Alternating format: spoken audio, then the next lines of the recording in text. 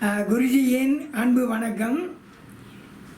சென்ற எபிசோடில் தசபொருத்தம் எவை, தசபொருத்தம் என்றால் என்ன, அதை விளக்கமாக கூறியிருக்கிறேன்.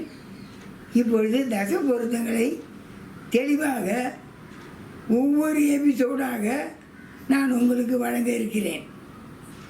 முதலில் தினப்பொருத்தம். தினப்பொருத்தம் என்றால் என்ன?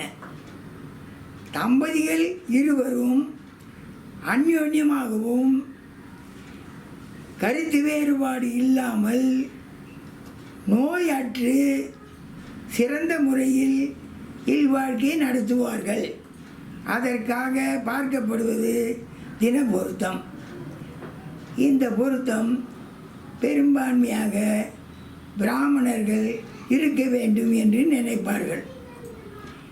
இந்த கருத்து தினப்பொருத்தம் இல்லாவிட்டாலும் திருமண மேட்சிங் பண்ணலாம், தவறு கிடையாது.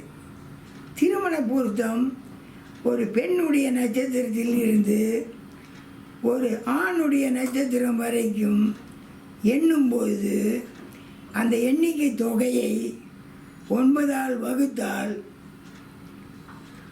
2 மீதி 2, 4, 6, 8 வந்தால் திருமணம் செய்யலாம், தினப்பொருத்தம் உள்ளது என்று பொருள்.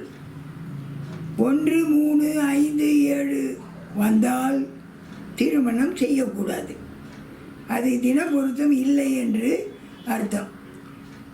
இவைகளில் முக்கியமாக இது கருதினால் வரவில்லை என்றால் திருமணம் செய்ய வேண்டாம்.